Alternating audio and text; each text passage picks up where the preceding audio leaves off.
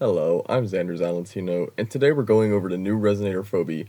She is a spectro rectifier coming out in the new 2.1 patch, her main gimmick being taking advantage of the spectro frazzle ability and doing high damage by herself. This video is covering what my thoughts on her pull value are, but I'll go ahead and make the clarifications. If you like her, pull her. If you don't like her, don't pull her. This video is about my opinions on if she's worth it for people that are unsure or wondering if they should pull her or not. Now I'll go ahead and say my quick thoughts. If you have a fully built Jinchi and don't care about Phoebe too much, don't pull her. If you don't have a Spectro DPS and don't have many DPSs and like Phoebe, pull her. Those are the quick thoughts, but the rest of this video will be going more into depth and a lot of decisions, and what her values are, and what her easier teams are. So before I start getting my thoughts, I will say, if you enjoy the videos I'm putting out, leave a comment, talk about what you think, and like and subscribe please. That would be very nice if you could, and very cool. But I hope you enjoy. My first thoughts on her is that she is one of the most free-to-play friendly units in the game to date. This is very my opinion, but my reasons for feeling this is the fact when she releases, she has a set that gives her 20% crit rate, easy team to build, as her best team being healer, usually Shorekeeper of Arena, but even other people or just no healer, and then her best teammate currently being Spectro Rover on Moonlit Cloud set. And then soon, her best free-to-play weapon coming out in the event in 2.1, so that just makes her free-to-play value go even higher. And she very much only has room to grow, as she has a sub-DPS mode and a DPS mode. So that means in the future, if there is a character release that can apply Spectro Frazzle for longer and more consistently, she can have in the sub-DPS mode, she will gain so much more value. So she is also free-to-play friendly and has very high potential for future, while already being strong enough to do everything herself. So, as I said, I think most of her strongest pull values right now come from the fact she already has so much she could so easily obtain. An easy build. Of course, you still have to farm it like every other build, but this is much easier to build, since it gives 20 courier for free and some damage. And one of her best current teammates are a character you instantly get for free, and you can use a no-rolled substats Moonlit Cloud set, and she gains a lot of damage from that. And her best teammates on the final slot are either healer, Shorekeeper of Arena, Baiju, or even Chang Li, or San Hua, or another buffer. Something like that. But her best current teammate is Spectro Rover by far, because they're the only other person that can apply Spectro Frazzle. But sadly, it isn't as consistent as we wish it was. But maybe, as I said, in the future, we'll get a character that can sustain it much more better, and then I'll make her much stronger. And the stat she requires is very easy, since the set already gives instantly 20 crit rate, and if you get her signature, that's already another 36 crit rate. So all you need is guaranteed crit damage main, and then some crit rate rolls maybe, and most of those crit damage rolls.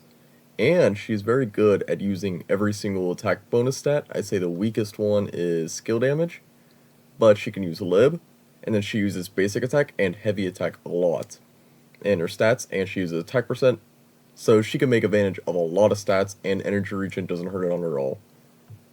Now on weapons, she has very many options for weapons. Some are good, some aren't. I'll go ahead and say, I think the standard basic one is kind of bad on her. It's better than, say, other rectifier users, because she can't actually use the damage bonuses for it. But again, that weapon is just kind of rough. Now, her best free-to-play option will release in the current 2.1 fishing event, and that will be very good for her for a free-to-play option. But now, her signature, I say, is very high value, but her signature's value falls off a lot if you have String Master, Yinlin's signature. If you have String Master, it is only 5% worse than her signature, so if you have that, I recommend not pulling her signature at all, unless you really like her, and maybe only you have a Shang Liao Yinlin team, and then her phobia on the other team, so then you need two weapons like that, since the new endgame mode, whatever that weird name was, the whimpering thing, since builds are locked, sadly. But if you have String Master, I think it's a very good idea to pull her maybe, because that helps a lot with her. But I'd say her signature is still very high value, but the only thing about it is you can't really use it on many other people other than the base stats, unlike String Master. If you were only going to ever pull one rectifier, I would wait for Yinlin's rerun and pull String Master instead of pulling Phoebe's. Now if I dislike Phoebe, then I just pull her signature, you know?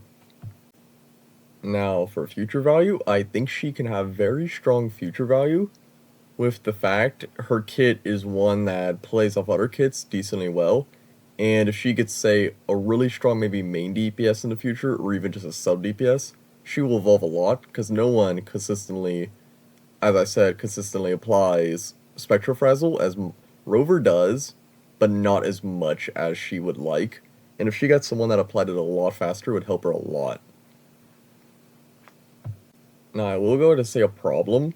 Right when she releases, the current 2-way buff will make her look a lot more insane than she actually is, because the buffs being Spectro Res Down and the Spectro Frazzle buff.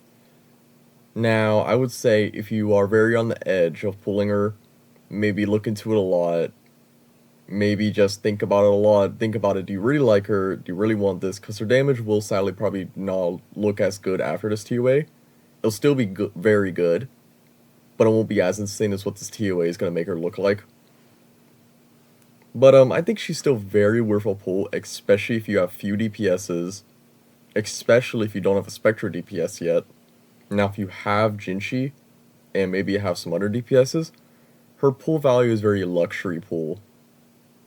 Now, like, say if you have a fully built Jinshi, and you love Jinshi, but you also love phoebe, then just pull both if you really want to, but I don't recommend it. Because they don't share teammates, which is nice, but they share kind of classes, which sometimes that works. Like the current T-Way, you can use Spectro on the one tower, then you can use Spectro on the middle. But say in the future, sometimes some sides will be Spectro Res, and then some won't, so you'll only be able to use one more. But again, there'll be more endgames added in the future, and this game's just more about which characters you like. I think in a gacha game, all that truly matters is pulling who you like, and making the characters you like work well within meta in mind. Now, say if you have many supports, I don't know fully, because none of the current limited 5-star supports really benefit her at all. I'd say the only one that slightly can is Chang Li. But again, that team's just a little eh. Because her best teammate is Spectre Rover, and then her. And then, of course, the healer, Chang Li, or Sanhua. But there isn't many limited 5-stars to go off her. So you get more value pulling a character that matches those limited 5-star supports you have, more than, say, pulling her, and then just leaving them still waiting for something. Now, say if you already have one full team that has a support, and then you just need another team but you don't have many things to spare, I think she's a very good pull. Because she is very easy to build again, very easy to get up and running, very free to play options. She's just a very strong character at base and at start, because of how much she gets. Unlike other DPSs, like, there's other DPSs that are good and easy to start up, but I think she's one the easier. Especially, she's given a big benefit because how good her free-to-play weapon is. It's not insane, but it's quite good for a free-to-play weapon, which is very nice. Now, I think I've said a lot of her cons and things, and I will go to say her ease of playing is quite simple. She's one of the characters that looks difficult and reads difficult, but right after you play her like a few times, you're like, oh, I get this makes sense. But I'm gonna go to start trying to close out the video, and I go to say my final thoughts in the way that if you have many DPSs, and especially if you have Jinshi, her pull value goes to like a 5 out of 10. Even lower probably, mattering by your DPSs. If you just have Jinshi and then say no to DPSs, her pull value is still kind of low, in my opinion. Like maybe like 6. But again, if you like her, then it'll still work in the end. Especially since they don't really share teams, it's still good. But I think just, if you can, you shouldn't pull same element DPSs too much. Now, say if you have no Spectre DPS, and only have one other DPS or some other ones, but you kind of want a Spectre DPS but didn't pull Jinshi, I think she's like a 8 out of 10. She's quite good, but only if you have few DPSs. If you have many DPSs, maybe 6 again. If you could already clear all the endgame content, I'd say at that point, it's just you're pulling for luxury. If that makes sense. Like, if you could fully clear content for current characters that aren't struggling, you're just pulling for luxury at this point. and I don't think she's high value, but if you just want to just have more fun with characters, then pull her, you know? But, I think I got most of my points across the video. Got most of her cons, got some of her downplays. But if you made it this far, thank you for watching. I've been doing very happy with how good my videos been doing lately. I had to take a break for a while because I was had software issues with my editing software, so that's fun. Yay. But and apologies. In the past video, my comments were absolutely destroying me about how I said a lot of things.